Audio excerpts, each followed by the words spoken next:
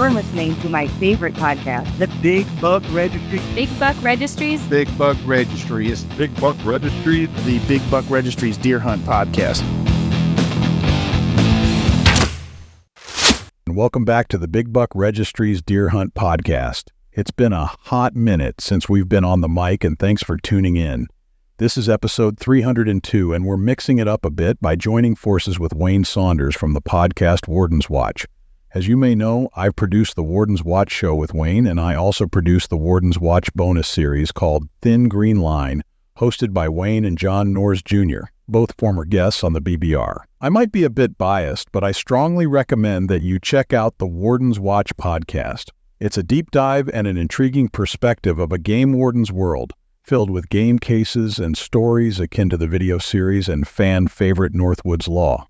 Recently on Warden's Watch, Wayne presented a very intriguing deer poaching case from 2010 that involved a diligent conservation officer named Chris Gilkey, a giant poached state record deer allegedly from Kentucky named Big Boy, and two Good Samaritan hunters named Obenshain and Brad Bailey, who happened to identify the deer mount at an outdoor show. The problem was that the story behind the state record deer didn't check out, so with permission from Wayne and the Warden's Watch podcast, we are revisiting excerpts from the show about this case of Big Boy. Normally, we wouldn't highlight a poaching case because we don't consider poachers as hunters. Poachers are thieves that steal from hunters like you and me and every hunter that does it right. The reason I wanted to dive into this is twofold. First, it's a great story, but secondly, it's a reminder that there are tools out there that hunters can use to report game theft anonymously.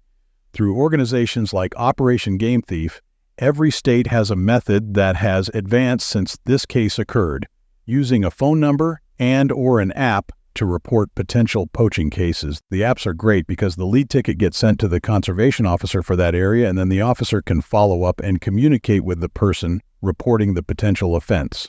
These tools promote conservation efforts and keep the bad apples out of our forests. This story is in two parts. First, from the conservation officer's perspective, and then from the perspective of hunters who identified Big Boy at the booth at the outdoor show in Ohio. So without further ado, here is Wayne Saunders and the story behind the poaching case of the former Kentucky state record buck, named Big Boy.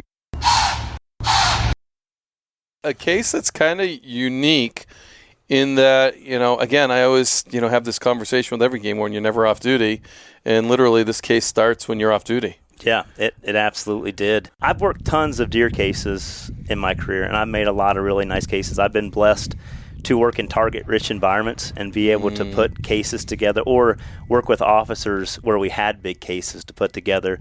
But going back to 2010, this case right here will always stand out to me for numerous reasons. But one of the main reasons is how many connections it had and how it unfolded. And it taught me a lot. And listening to Ethan talk earlier about, making mistakes. Well, I still make mistakes. That's how we learn. And he mentioned that too. We make those mistakes and then we never make them again, and then we also lay in bed and we think about those mistakes at night. I think that's what any good game warden that's ever been burnt goes home and stares at the ceiling and plays that over and over and over again in their head. But that's something that I learned on this case as well. And it worked out though. So, yeah. And again, a hunter, I'm going to call them deer researchers, actually, because some of these hunters turn into people that research these deer so much now that they build evidence for us if there's a case to be had in the future, right? Yeah, absolutely, they do. And this is kind of how it started, right? It's absolutely how it started, and it was back when still, you didn't have a whole lot of cell cams weren't a thing then in 2010, not that I recall. And still yet Snapchat wasn't around. There was a lot of these platforms, social media platforms that weren't really there. But this case started all from, so when I ended up in Adams County, I'm not from there. I didn't know anybody. And I met a local kid and two guys, and they kind of took me in, actually gave me a place to hunt. Very nice. And as a wildlife officer, you're always kind of figure out who's got an angle, because some people like to be friends with you because of your title, and some people, just think you're a good guy and want to help you out. And these two guys, Brad and Ian, were just that. I mean, they were two guys that were genuine, and it's like, hey, you're not from here. We're gonna help you out, give you a place to hunt, and that's how it started with a friendship. And then one day, they called me up and said, hey, man, we need to meet. We need to talk. I got something to show you. So they come to my house, and he pulls up a laptop, pops in an SD card, and he's videoing a soybean field. And it's a massive soybean field. And on the left, he zooms in, and here comes out a bachelor group of bucks. And I'm talking 140, 150, 160. Like, these were nice deer, really nice deer that anybody would be glad to shoot. Mm-hmm. And I believe this was around July or August. And so the beans were still really green. Anybody that's ever hunted soybeans kind of knows how that works. When they're green, they're out there feeding in the evenings. And as fall comes and they start to turn yellow, those deer abandon those summer patterns, and they go into their fall patterns, and they kind of leave the beans when they start to turn yellow until late winter. So he pans in on this bachelor group of bucks. I'm like, wow, that's impressive. And they just kind of look at each other and smile. And the camera pans out, and it goes to the right. And at the far right, he zooms in, and when it zooms in, it's a jaw-dropping whitetail. And it is a 200 caliber whitetail. And he comes out into the corner of the field, way away from every other deer. And they were like, hey, we wanted you to be one of the first to know that we're going to hunt this deer. We have permission on this property. And this deer is going to bring a lot of attention, and we want you to know about it and be in on it from the beginning, which was great. You know what I mean? That those guys obviously included and trusted me, as they should, as a county wildlife officer. But they did the right thing by bringing me in so early on and letting me know about it. So they follow that deer. They end up putting up a trail camera. And if I recall right, the first time they put up a trail camera on a trail, they get this deer on camera. And it's just gorgeous. I mean, it's just a monster. And he's a 6x6, and he's got a couple of stickers on one of the main, off one of the main beams. But this deer. So for our Easterners here, that's a 12-pointer with a few stickers. Yeah. So, 6x6. Yeah. And does Ohio, if you hang so this is the comment, if you can hang a ring off it, you count it as a point? Yeah, so I go off of what Boone and Crockett says. Okay. Yeah. I'm talking. See, now that might just be a New York thing. You guys are trying to get all the points you can get. There is no doubt. I've had some New Yorkers score some stuff, and they're like, that's a 18-pointer, and I said, huh? Yeah, New York or PA. In Ohio, or the way that I consider it, if it's an inch or bigger and it's scoreable, that's what I call it. Okay, inch or bigger. But you know what? It's your deer, and if it's got 20 stickers on it that are half inch, and you want to call it a 28 point, be my guest. Okay. I just want to, clarify that for some of us, because it was funny when scoring became a big deal. They'd say something about 200. I'd say it was a 208 or something, and they'd be like, 208? Like, yeah, that was the weight of the deer. Because the East, we talk about the weight, not so much the scoring. Although that's starting to change. I'm seeing that. So, and I didn't mean to interrupt your flow. No, you're great. Yeah, I mean, because there's a lot of people listening to this that, don't come from our world. So, we may talk about lingo that somebody doesn't understand. So, yeah, it's good. There is certainly lingo. And we had a Maine game warden doing some presentations, and he called them lambs. And that's very specific to Maine for fawn deer or lambs. Really? Yeah. Which, again, when he said that, I almost said, hey, can you clarify that for everybody else in the room, what you're talking about? Because even, we're in a budding state, and we don't call them lambs. We call them skippers. Skippers? Yeah.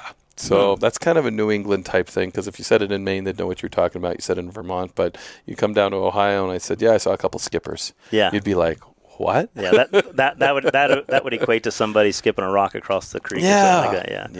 Yeah, we call them fawns. Fawns. Yeah. Yes, exactly. And that's what they are. So, and maybe that's because we felt like shooting a couple skippers sounds like shooting a couple fawns. It's better than that. So. It sounds like it reminds me of a case where we were listening on radio conversation and they were using code words. So I'm kind of wondering where this was actually developed, Wayne. Like it could have been. I'm not going to say it wasn't.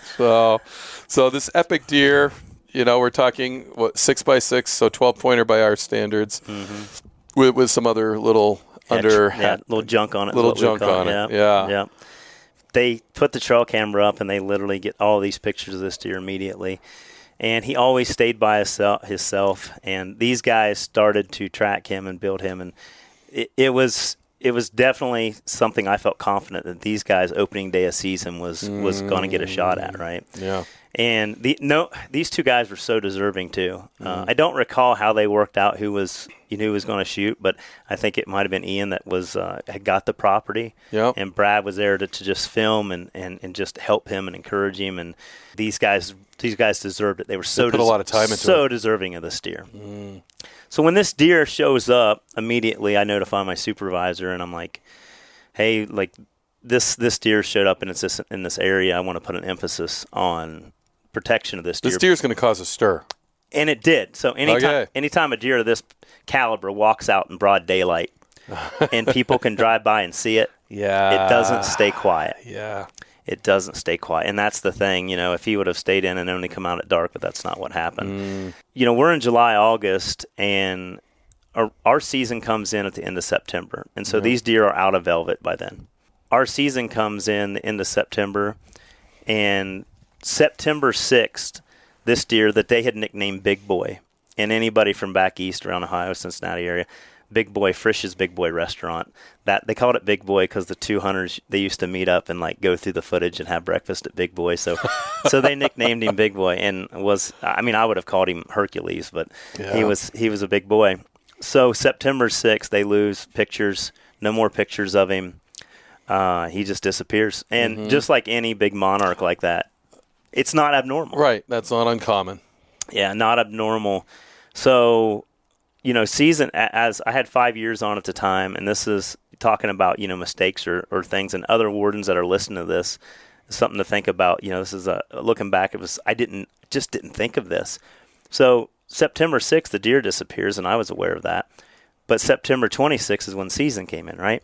In your head, well, that's 20 days. Nobody can hunt, right? The season's not in. Right. Yeah. So getting into that mindset of thinking that deer was such a big deer that there's no way that somebody would want to try to kill it outside of season, that was a mistake. So anybody that's got a big deer or has whitetail deer and you think that poachers only stick to the seasons, I'm here to tell you that's not true. They got all kind of techniques from putting them in the freezer and later on in this season or in this story you'll find out what happened. But so that was something that looking back, I'm like, man, I just never thought about that. Right. This story, fast forward, so that's, in September, this deer disappears, and we worked night project after night project after night project, saturation projects of officers in the area, and we worked, airplanes and everything else, trying to see if we could get somebody that was out there trying to seek out that deer and take it illegally. And we made no cases on that. So fast forward to February the next year, I'm at the Deer and Turkey Expo in Columbus, Ohio, and I'm actually there off duty, and I'm there. I've got a long-standing volunteer. I've done a lot of volunteer stuff with the Buckeye Big Buck Club. They were the ones who helped me build a resume back when I was when I was in college. It's kind of like a family with them, so they support the expo and score a lot of deer. So I always volunteer my time with them, which has been great. So I was actually there off duty with the Buckeye Big Buck Club volunteering in the merchandise booth, selling merchandise. Brad, one of the hunters that I mentioned, comes up to the booth, and he's white as a sheet of paper. And at the time, Brad's wife was actually pregnant, and she was pretty far along, and he runs up to the booth, which is in Columbus, Ohio, a couple hours from where we lived in Adams County at the time. And I thought immediately something had happened. Like, his wife was... anything, But that's the first thing that popped in my head. You thought emergency was happening, and he sought you for help. Absolutely. So I'm like, what's going on? What's going on? And he goes, man, you ain't going to believe this. You're not going to believe this. He's like, you got to come with me right now. and he's like, it's Big Boy. And I'm like, it took a minute to register. All right. Yeah. And because, September, October, November, December, January, 5 months went by. Yeah. And we knew nobody had killed that deer, right? Because we never heard about it. And he's like, Big Boy, he's here at the expo. And I'm like, what? He's like, yeah, you got to come with me. So we go down this aisle, and there that just beast of a deer sits on a pedestal mount. And he's there with a hunting show. And the guy who killed it, the guy's name was Johnny Clay, and he's sitting there with the deer. And on the placard on this pedestal mount, it says, New Kentucky State Record Longbow Kill. And it grossed $217, $218, and it netted like 197. The third largest deer at the time ever killed with a compound bow. Typical. A very big boy. A very big boy. Film crew was there, and they were selling DVDs. And now, so just so the listeners know, Adams County, Ohio sits on the border of Kentucky. So, do deer swim the river? Absolutely. We always say that the big deer killed in Kentucky swam over from Ohio. Yep. So, anyways, but we ended up, I approached Mr. Clay, and I'm in plain clothes, and I said, man, that's a heck of a deer. And I asked him to tell me the story. So he proceeds to tell me the story, which he also told on video for the film crew. And they had brought him on after the fact. So they didn't have kill footage of this. They brought him on after the fact about how he was in a tree stand, the deer come in, he made a bad shot. He knew he made a bad shot. He went back sometime later and couldn't find this deer, look for it. And he just knew that he couldn't give up. And he said he shot it on public land in Kentucky. And then one day he went back and he said he was looking, and then lo and behold, there he was, and he found his deer. I just listened to the story, and the whole time in my head, I'm like, okay, I know this deer isn't legal, but how are we going to make this case? How are we going to do this? So I congratulated him, and we left. And I called Ian, the other hunter. He was back in Adams County. He drove up all the video footage of the deer, all the pictures. But in the meantime, Wayne, the biggest problem was I was off duty. So I called my supervisor from Southwest Ohio, and I said, I'll never forget it. I called Dave Warner up, and I said, Dave, I'm about ready to make the biggest deer case in the state's history. And he laughs, and he says, yeah. He goes, okay, Gilkey.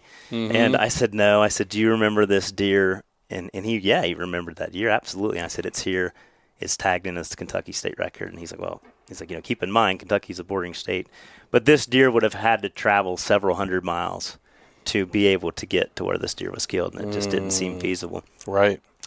So Dave said, Chris, he's like, I said, I have my gun, my badge, my credentials, everything I need. And he said, you're in a different district right now. I've got to call the district supervisor up there. And Kurt Smith at the time was the supervisor. And he called Kurt, and Kurt said, Chris has had some success interviewing, and if he knows this case, let's let him do it.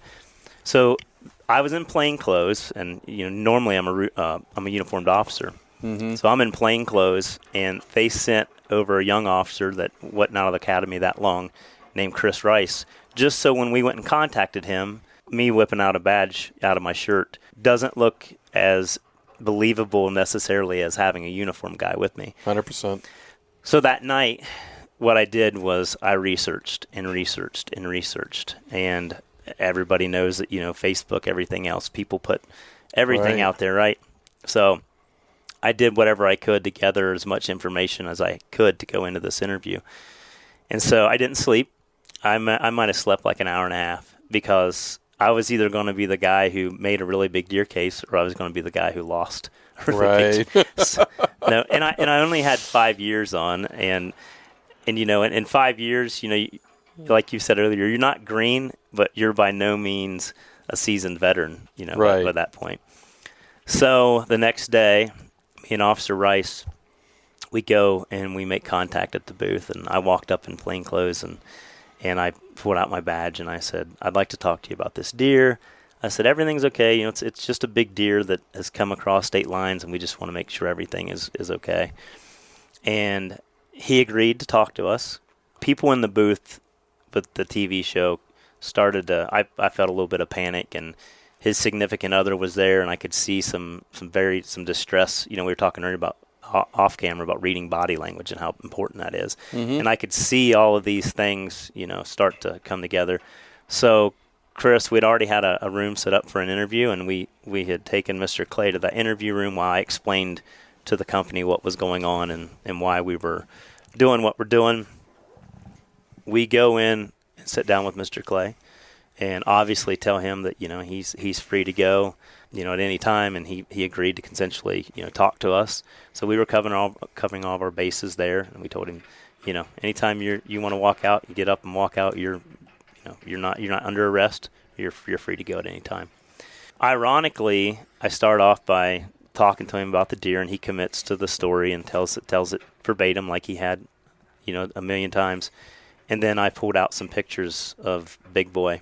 But the only difference is these are pictures of this deer in Adams County, Ohio. And I start to lay 1, 2, 3, 4, and he's just looking at it. Eventually I just set a stack. And I didn't say anything, and then I reached over and I pushed play on the computer. And I pressed play, and all of a sudden it's a film of this deer in the field that I'd witnessed before. And he just, without a beat, he just says, "That's my deer."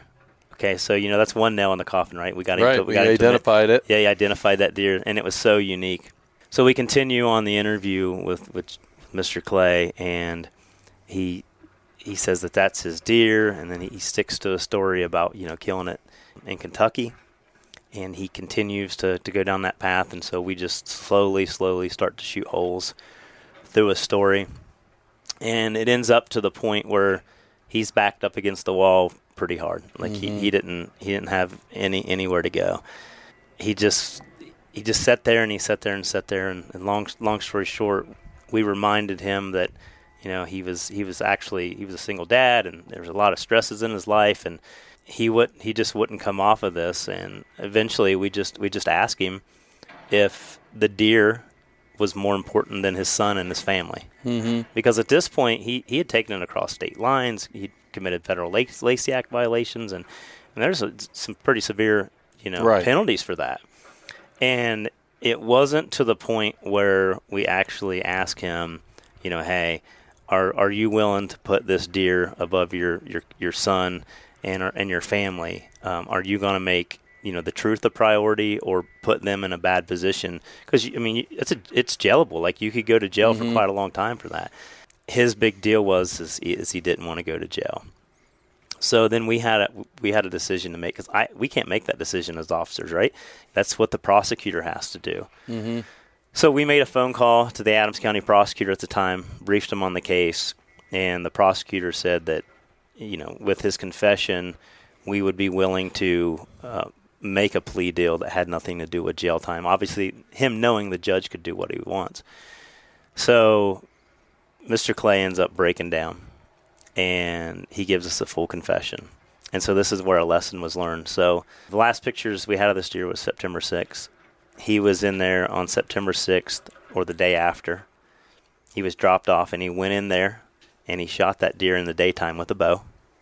And then he obviously took the head off of it and came back and got it later. And then set up and orchestrated the whole story about how it was killed in Kentucky and how he didn't find it later. Clay ended up coming clean, and we ended up follow this all the way till we get to court.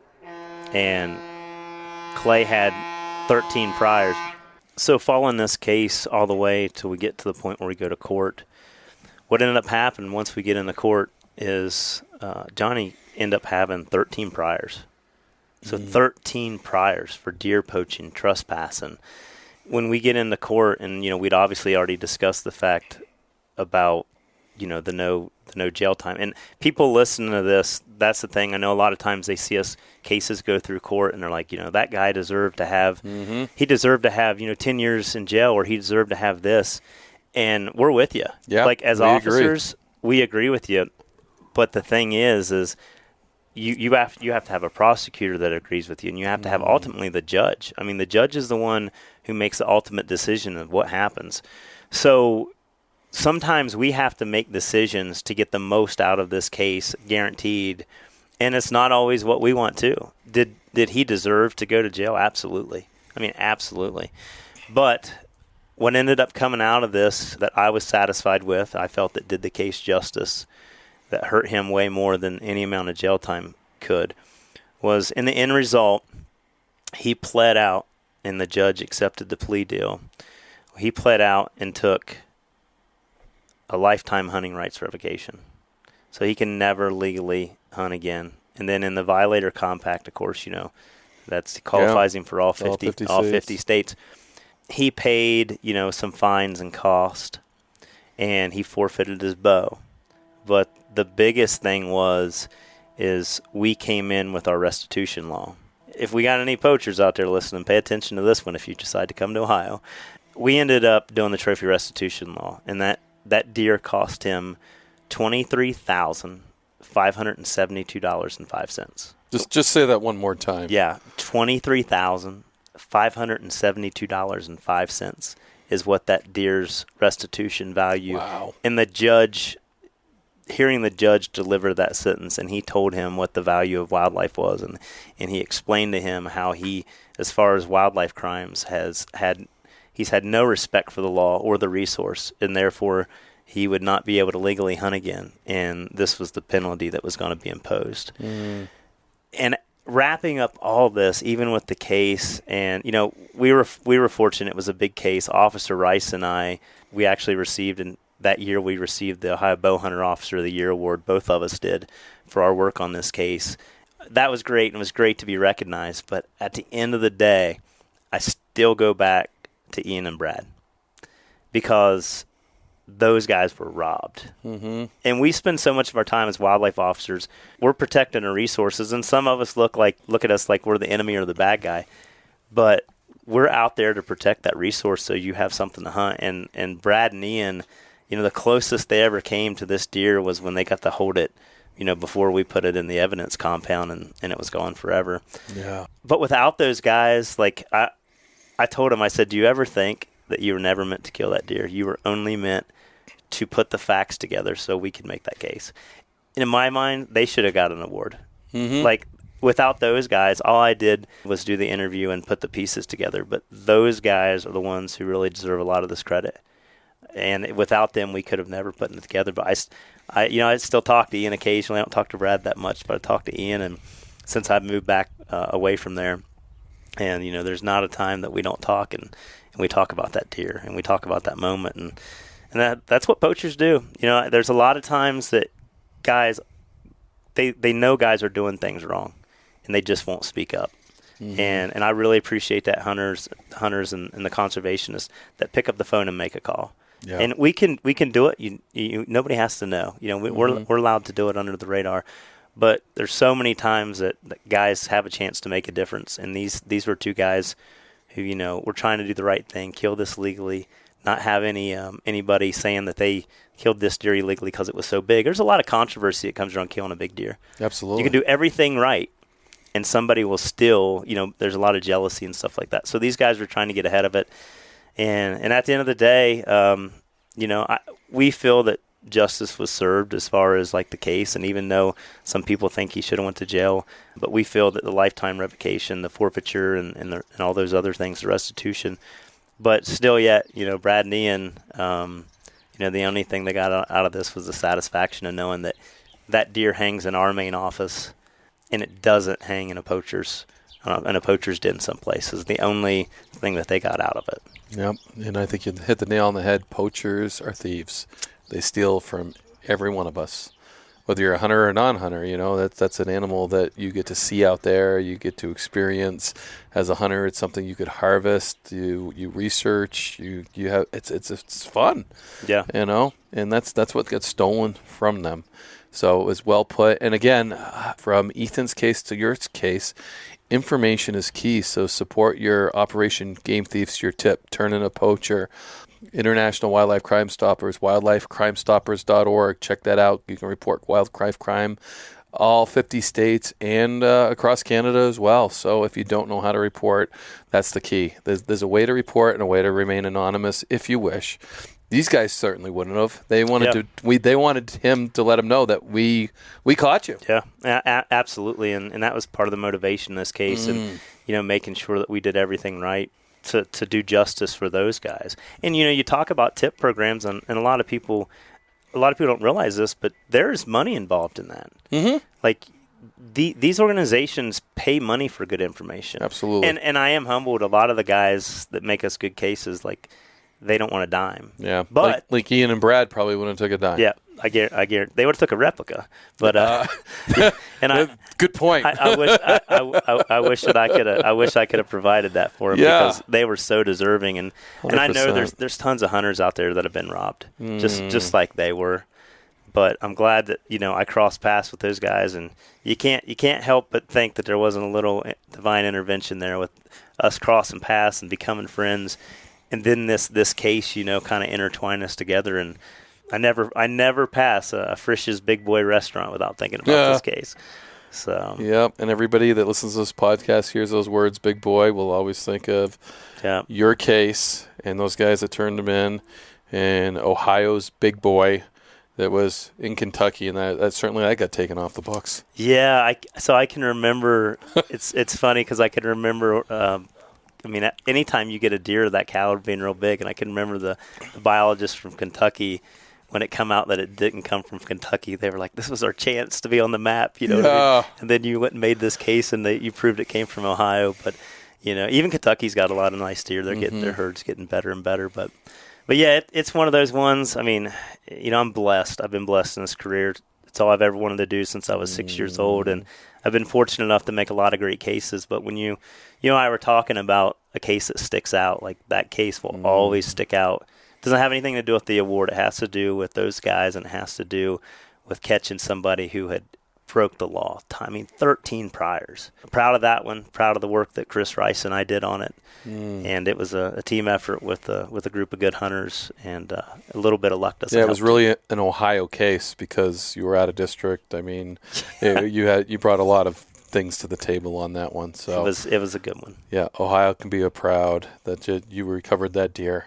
Yeah, I'm awful satisfied that, like I said, it sets in our district office and not his home. So that's 100%. That's great. I don't get to see it much because I'm not in District 5, but occasionally when I get to the Spring Valley Range, I get a chance to look at it and remember that day. So it was a win for the good guys, Wayne. Thanks for sharing that, Chris Gilkey, Ohio Game Warden. Thanks to Wayne Saunders from the Warden's Watch podcast for part 1 of the Big Boy Buck story. Now here's part 2 from the hunter's perspective. A lot of poaching cases come from really good information and really good hunters. And I'm going to say this, I try to say this, if I can say this every podcast, I will. Hunters are conservationists. And I want to keep driving that home. And certainly my guests today are an example of that in so many different ways. Ian Obenshain and Brad Bailey are the two hunters that were in the pursuit of the big boy. You guys have now heard Chris Gilkey's podcast regarding the epic deer. I like to use that word a lot, guys, so that's my word, is epic. So the epic deer named Big Boy. And you know, who named that deer, Ian, Brad? Was it you guys? Yeah, it was. It was us. Yeah, great to be here with you, Wayne. Thanks for the opportunity. I'm Ian, and Brad's sitting next to me. Yeah, Big Boy was, obviously fitting. It was, not sure which one of us, I think we sat down, and I'm not sure how that exactly came about. It's been a while, but yep, he was a big boy. And we talked a little bit earlier, but you guys, I mean, this is how many years ago that this occurred? This was 2009, 2010, I believe. Maybe the summer of 2009. Yeah, so quite a long time in between here. And you guys were on if this was happening now, if you guys were following a deer, the technology changing cameras and everything. But back then, technology was pretty clunky coming into it. Probably the beginning of the digital age, so to speak, with trail cameras. Yeah, exactly. Yeah, so there was no cell cams that I remember. So we were out there checking the cameras. And the video camera, stuff wasn't what it is today. So right, we were just getting into the video camera, in the videoing hunts type of deal, and so that's all changed quite a bit. It was not as advanced as it is now, for sure. Right. You guys, were you together when you first saw this deer, or was it just one of you doing a drive-by? I believe it was me, and I'm not sure how long before. It wasn't long. I'm not sure what the exact circumstances, but there's a large bean field off the side of a pretty main road in the county that I live off of, and so I believe one day, driving home or driving around the evenings looking for velvet bucks in the beans, I came across this guy, and he was just something that like nothing I've ever seen before. And I'd known Brad through high school, a small town, knew him through school. He's got two brothers, knew his younger brother, hung out with him and quite a bit. And then me and Brad ended up going to the same college and lived close by in an apartment complex on that campus, or just off campus. And I hadn't really been into hunting much up until this point. And then Brad he's been hunting his whole life. Knowing Brad from that and knowing his background, I believe I saw you at the fair. It's at the county fair. The county fair, I had gotten some footage of the buck, a big boy, and saw Brad at the county fair. Said, "Hey man, you got to come out to my car and check this out." And just wanted to get his opinion. Have the possibility of filming this deer. I really wanted to get on film if we could hunt him on film, get a kill on film, but certainly wanted his input on hunting this deer. What did I need to do? This is something that I'm only been doing this a couple of years. He's been doing this whole life. So he had a wealth of information on how to do that and go about that and kind of, the wisest way to approach this. So the first time I saw the deer at the county fair, he's on I think it's flip phone, it's poor quality. He's trying to show me through this flip phone. And my first words are, "Have you shown this to anybody?" So please tell me you've shown this to anybody. I was like, this thing is the real deal. And from there on, it was like pretty much just code talking around everybody. It was nothing I'd ever seen before. I'd seen big deer, but not world class. And this thing was world class. So it blew my mind when I saw it. I was thankful that he came to just try and help him, get through it. It was like nothing I'd ever seen before. Wow. So Big Boy kind of brought you guys together as hunting partners. Did that continue after this deer? Absolutely. Yeah, that's actually, and thinking through this whole thing and, recently, thinking back on it, it's super unfortunate the way it unfolded in a lot of ways, but, the silver lining is it brought us together. Now we're super close and have been and hunted together and fished together and been best of friends since. So that was really, that's something that I look back on. I'm super thankful for, and Big Boy brought us together like that. Yeah. So tell me about, now that that deer's there, how'd you guys go about dissecting this, so to speak? Yeah. So we, for me, it was all about, getting a pattern put together and trying to figure out what we could possibly figure out that he would do when the beans turned yellow, because around here, our season comes in at the end of September, and normally all the beans are turning yellow or have already turned yellow. And that was where Brad came. And Brad actually you guided in Illinois for a college internship or something. So he had a lot of experience guiding and putting together, these plans and getting big deer on the ground.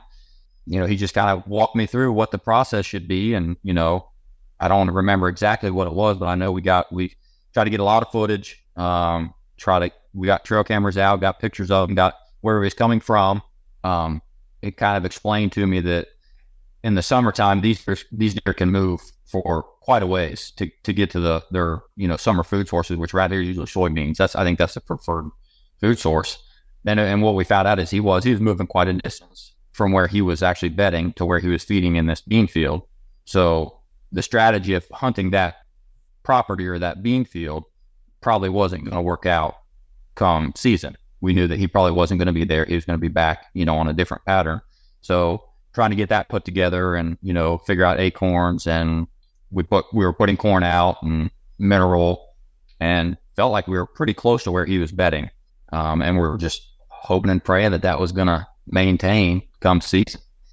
Right. So you kind of walked your cameras back to where you thought he was, and you tried to narrow it down. Exactly. Yeah.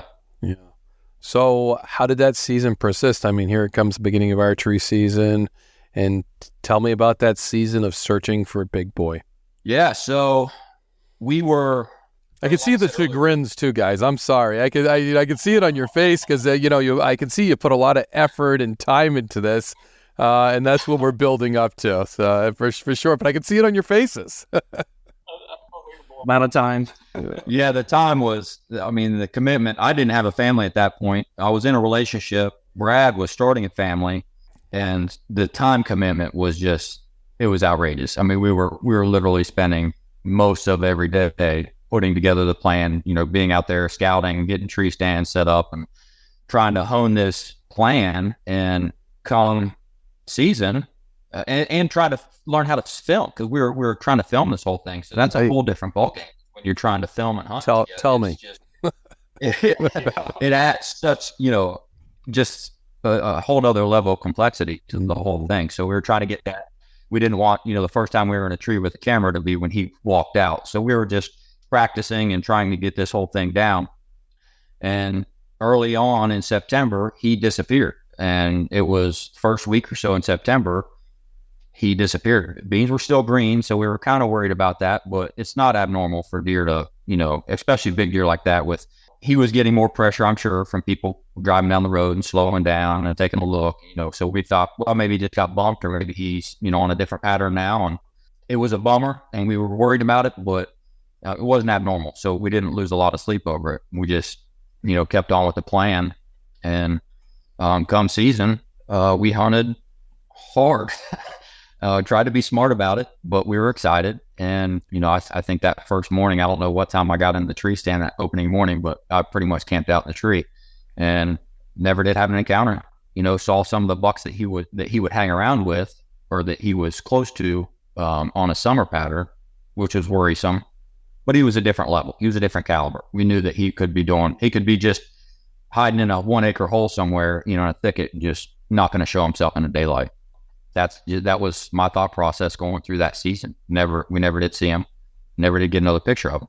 Mm-hmm. And that's how that season progressed. But put a lot of time and a lot of effort, a lot of going to check stations looking for pictures of him, someone else killing him, looking on Facebook. You guys were in pursuit of Big Boy that whole season. That was your focus. That was it. And yeah, you hit it, man. Every night you go home and you pull up Facebook, just fearing the worst. You're just waiting for that to pop up, or for some buddies are constantly throughout the season sending you pictures. So as soon as one of my hunting buddies or somebody that I knew was in the hunting game I'd see a picture pop up, and I would just get nauseous. You're just waiting, but never did happen. So we thought, hey, maybe he's survived and he's going to be a world record typical next year. Yeah, which we thought he probably was on his way to. Yeah, and talking about getting nauseous, I think that's the way Chris Gilkey almost describes Brad as he showed up at that. What specific show? I can't remember. It was the Ohio Whitetail, or do you remember the exact show? Expo. So Deer Turkey Expo in Columbus. Deer and Turkey Expo. So, but when Chris describes Brad showing up, he thinks it's an emergency because Brad, it doesn't look like he's got any color in his face. He knows his wife's pregnant. And he's thinking, I'm going to have to help this guy out some way, if we're going to have to get him to a hospital to see his wife's having birth. Or, he describes Brad's look like a state of emergency. And that's probably how you felt too, wasn't it, Brad? That's pretty much. So I was up there helping a friend try to book some hunts. He's a booking agent, and I knew some of the properties that he had. So I was trying to help him along. Otherwise, I wouldn't have been at the show at all. I was just there to help him. Another guy that we knew, Logan McNulty, his dad owned Walker Tree Stands, and he was there helping his dad. But we had knew him through the filming thing. He was trying to help us out with camera equipment. And he walks up to me in the middle of the show on the first day, and he said, "You know that deer you showed me?" I was like, "Yeah." He goes, "I think it's in the booth behind you." And I'm like, "Nah. I doubt it. I haven't had time to walk around or anything yet, so I had no idea." He's like, "Dude, seriously, you need to probably come with me." I was like, "All right, let's go." And walk around the corner, and I didn't even make it to the booth, and I saw it. I didn't see that it said, Kentucky state record or anything like that, but I was like, that is not good. And on our way, I was just going to walk back, to the booth I was working at, and Logan said, "Dude, it says Kentucky state record." I was like, are you kidding me? And I walked back around. At this point, I couldn't even talk. I was like, okay, I saw Gilkey earlier. So I booked it around to the front, knowing what booth he was working. And that's the point where I'm white as a sheet. I'm sure I couldn't get the words out to tell him that, Big Boy was up there. He definitely thought something was wrong with me, but I finally got it out and said, it's Big Boy, and he's here at the show, and he's in a booth up here with some guy. It's the new Kentucky state record. And Gilkey's his demeanor changed immediately. And because, that feeling that you know that there's foul play. I mean, it was immediate. There was no like, oh man, maybe it swam the river. Well, we're in the northern part of that county. Right. They don't go down there. Yeah. And then where he's saying he killed it, that's even farther. So it wasn't going to happen. Yeah. From there, Gilkey pretty well took care of us. We rounded up what footage and pictures. I mean, we had hundreds of pictures, 40-some minutes of video of every angle you could ever want from this deer. We at least did have good quality for the day. We had a cutting back that was state of the art then as far as trail cameras go. Mm-hmm. And we had really good quality footage of everything about that deer. And yeah, it was a wild ride after that. Yeah, no, what timing though to have Chris at that show as well and put that together, because I'm sure when you told him what the title said in Takaki State Record, I mean, he instantly in his brain said poached, because that's what I would have done, right? And you guys did too. You were like instantly, you kind of put it together too, that this stinks to high heaven. Yeah, for sure. Going back a little bit, Chris was a new game warden in the county, and we met. I'm not sure how we met him, but we ended up meeting up with Chris and becoming pretty good friends with him prior to finding out about Big Boy locating him. So we were already hanging out with Chris, hunting with him even, and pretty good friends. And as soon as we got that footage, we knew, I mean, instantly we were both, there was no question we needed to get a hold of Chris, not only because he's a hunting buddy of ours and we want to show him this, but he's the new county game warden and he needs to know about this because this is going to draw some attention, not only from poachers, but also if we are to kill this thing, we wanted to cover our bases and make sure there weren't any questions. There were several cases back, of giant deer being killed, what I assume legally, but there's always somebody that, says something or rumors and you end up having to try to defend yourself and it can ruin a really good thing. So we wanted to get out ahead of that. So yeah, he knew about that deer prior. So yeah, as soon as he saw that at the expo, I think he knew. I think we all knew. It just wasn't probable. It wasn't feasible that deer was going to end up that far away. We know what happened.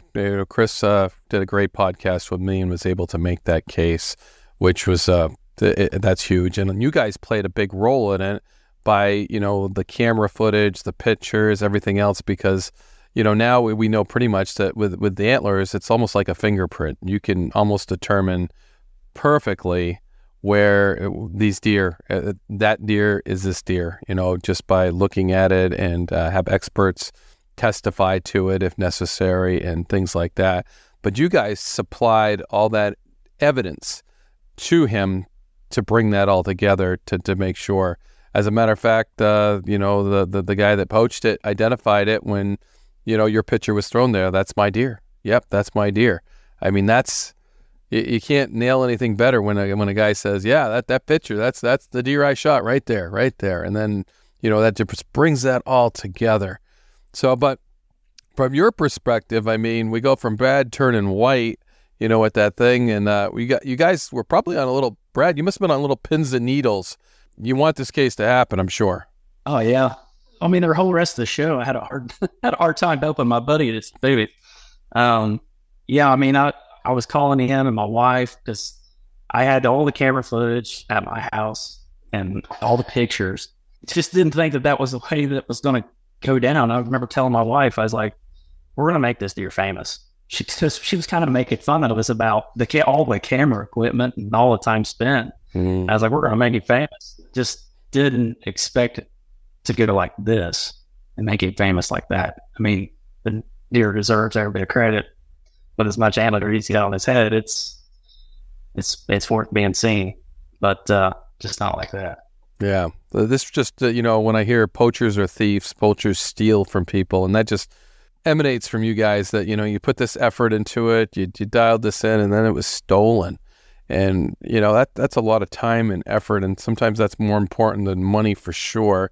And the opportunity to have like you said, a legal hunt and be able to harvest an animal to that quality, was taken from it. And I just, it infuriates me as a game warden that happens. But, let's face it, there's over 100 trophy wildlife cases nationwide in North America every year. And those are the reasons why. That's why when it used to have the deer pools, that was the worst driving poaching thing you ever had. If you get a new rifle and $1,000, there was guys out shining and shooting deer to register in the pool like crazy.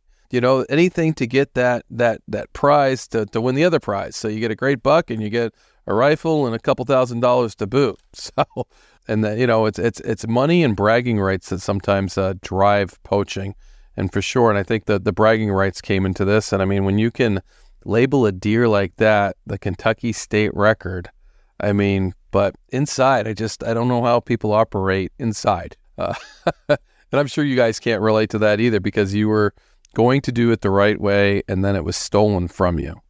Yeah, it's difficult. It was a tough pill to swallow. We could have killed that deer 100 times illegally, pretty easily with, probably a handgun. We were in the bean field with him almost every evening. Pretty daggone close, maybe too close sometimes. Too close. But yeah, it's tough. It's unfortunate that there are people like that out there. It's the reality, but it's tough. It's tough pill to swallow. For sure. Well, thanks for sitting down and giving me the hunter side of it. And, the other thing is the poaching, reporting information. And that's how probably some of the best cases game wardens make are guys like you. They can dial things in and give us that evidence. Without that evidence, I think Chris did an outstanding job as an interviewer, but if things clam up, we have to use those fingerprints, so to speak, all the evidence gathered. And I think it's more common today than it was back then that guys are studying, they're locating big bucks, and then they're studying them, and then they're being very, very good at killing these animals, but they're also learning their habits and everything else. They're almost like biologists with a purpose. So yeah, for sure. Yeah. And I find it fascinating too. I mean, coming in from the other side and just learning that habitat. In the Northeast too, people are just starting to dial in these bucks and do that type of thing, and then hunt specific animals. That's very, very interesting. That's only really happened in the past, probably since you guys started. Maybe I think it happened in, Ohio and Illinois and all that before it happened here, but it certainly has gravitated to the Northeast and other places where you see an animal and you look to harvest that animal. And it's kind of cool. It's a pursuit of something different. You're not a meat hunter. You're, whether you want to call it a trophy hunter or not, but it's certainly a harvestable animal. And we think it's great. And I think it's kind of cool that you're mini biologists and everything you learn about deer habitat. Yeah, for sure. It's a year-long process nowadays, which is, it's neat. It's way more than just waiting for opening day and popping your butt in a tree stand. You're literally working year-round, scouting and food plots and cameras, and it's a second full-time job a lot of times for a lot of guys. The amount of work that's being put into this is tremendous.